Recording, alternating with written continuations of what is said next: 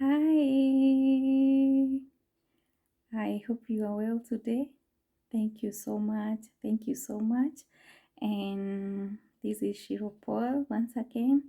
Thank you for supporting my channel, and thank you for also sharing my video. And I'm so grateful. I'm so grateful, and I'm happy to have you guys. I thank God for giving me this opportunity. I said, as we said last time, that when I get something, I won't keep it to myself. I will have to share it out because I want us to reach as many people as we can. And I know this is possible. So, thank you for your questions. Thank you for inquiring. Yeah, don't feel offended. I'm ready to answer your question. I'm ready to share out what I have and what I know. And then as we continue waiting for those who will be selected, actually I'm so excited. It's like I'm also waiting to be selected again. But it's good. It's good because I'm happy for those who applied. So, and I have a lot of hope. So don't disappoint me by losing hope. So we are working together, and I'm sure we are going far. So I had some few questions that I wanted to share out with you guys. When I get 2, 3, 4 same question from different people, I feel that this is something that we can share out and maybe also reach somebody else who did not get my last video. So there is this question about the documents that are required when you are selected. Yeah, so it's true there are some few documents that you will also need to provide as you have been selected. I know mostly when you are applying, maybe you are only asked about the school, you are asked about the grade, you are asked about maybe you only answered question but never send any document apart from your passport. But this time around, when you have been selected, you have to attach some few documents with you. So and it's good to know that in every document that you are giving out or every document that you are attaching must be an original document. So make sure your documents are original, so when you are attaching them, because there is a place that you need to provide them, so you won't be sending copies but you'll go with them, and that is in your interview. You'll go with all your documents that you attach. So make sure you have the right documents. So first thing, when you are applying, you gave your passport, but for those who are maybe you applied for your family, that is you have a family but you never provided your kids or your spouse passport. So this time around, when you have been selected, when you will be filling out those forms, you'll have to give out to attach their passports, and for each and every member of the family, even your children, you'll have to provide passports. So the other thing is the birth certificates. You also have to attach your birth certificates for everyone. So for the kids, for your family, everybody, you have to give out your birth certificates. So and the other thing is for the married, you'll still have to give out to attach your marriage certificate. It also must be there. And you also need your and it doesn't matter whether you did a church wedding or you went to the chief or whatever wedding you did, and you have a marriage certificate. So don't mind where your marriage your wedding was or what. So you only need your marriage certificate. And the other thing is you'll provide your good conduct for the spouse, for you and your spouse. So you will have to also you'll need to apply for your good conduct. You need it. You'll have to attach that one too. And then there is school certificates. You need them for the primary applicant, the person who applied. If it's the husband, you need to have your school documents. Others, they might not ask about other school documents, but for the person who applied, if it's the wife or the husband, whoever applied, they'll need to see they will ask you to attach your school certificates, so you will need them also at this point. There is also another document. You will also be required to provide a recommender. They usually say they need one recommender, and the recommender, they usually say should not be your relative, so it's not a member of your family. And in that case, you can have your close family friend. uh, he or she can be your recommender. You can have your boss, can also be your recommender, or somebody who is a good friend of yours can be your recommender. So and with the recommender, they will ask you to attach the ID for that person. For your recommender, you'll need she will give you his or her ID photocopy. I don't know whether they can ask for the passport or something else. Things are changing as we go. They are changing so much, but the most important documents that I know that you have to be asked is the school certificates, passports, birth certificates, marriage certificates, good conduct. Those one is a must, so you must have them.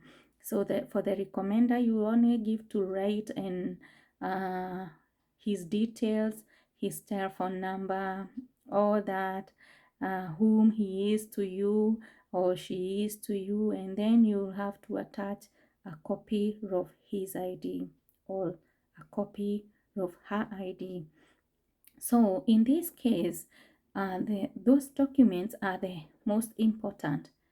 And I will repeat again, make sure the documents that you attach are original documents, because you only need to provide your documents the last phase. The last phase, I mean, you only need to provide your hard copies of your original documents during your interview. So, during your interview, that is the last part or the last process of the green card. It's the last part of it. So, you'll have gone and medical, you'll have sent a lot of things, a lot of requirements, and they will have costed you a lot. So the last part of it, where people break down or where people get discouraged or disappointed, is during the interview, especially if you don't have your original document. It can really disappoint you. So, to be on the safe side, make sure you have the original document. If you have lost your documents, make sure you get the original one. I know sometimes it's hard, but it better cost you earlier than late that you cannot do. There is nothing else you can do than being disqualified, or maybe your applications being cancelled. I know how it feels. I never went through that, but I can imagine the money that you have used on medicals and all that, and sending documents and all that, and then the last part of it, you get disqualified. So go for the original documents. Make sure every application is clean. That is, it has no fishy things. There is no hidden. There is nothing that is hidden or something that you will provide later and say maybe this was that, because I know sometimes we get carried off when we have been selected. If you never if you did not include either your spouse or your child, don't do it at this time. First of all, make sure you go through everything, and then there is still a room for them, rather than you do it when you are in the process, and then when you go for the interview, everything get cancelled. So make sure whatever you are doing, it will not disappoint you. You will not get disappointed. So make sure you do the right thing at the right time. For the people who applied, singles, and for the young people, or even if you are not young but you apply, you are the only person, the only applicant, you don't need much. Yes, because you have your passport, that is what you applied with. You have your birth certificate with you. You must have your school certificates with you. You must have a good conduct with you, and also a recommender. The only thing that you don't need there is a marriage certificate, because you are not married. So for the applicant who is just me and me alone, you don't need to worry so much, but you also need your original documents with you. The other thing is some of us, and why I am saying some of us, we have more than one name. Yeah, because that is how mine was. I have more than one name. I have more than one name. So if you know some of your documents doesn't have, they do not have one of your name, make sure you rectify that area.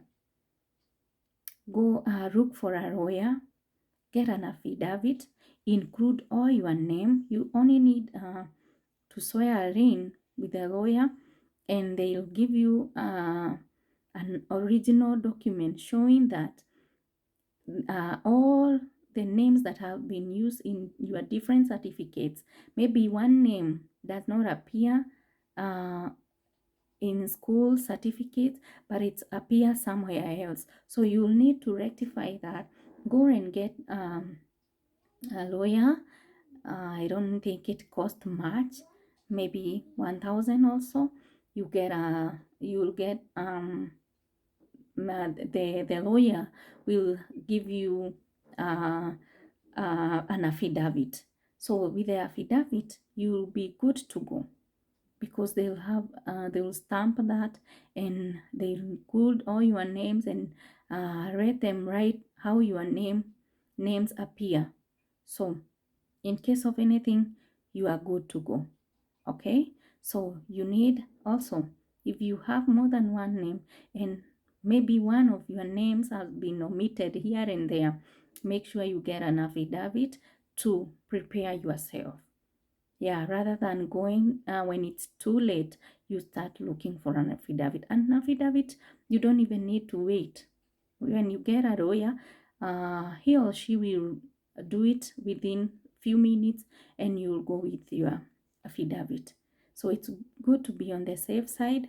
Make sure you are doing the right thing, and make sure there is nothing that can hinder you from getting your visa, because now after being selected and all that, the process that is you will be going through, it will add you up to the last phase of getting your visa. So I wish you well. I know, yeah, we are so many who are waiting. Yeah, I know we are many, and thank you so much. Thank you so much for reaching out.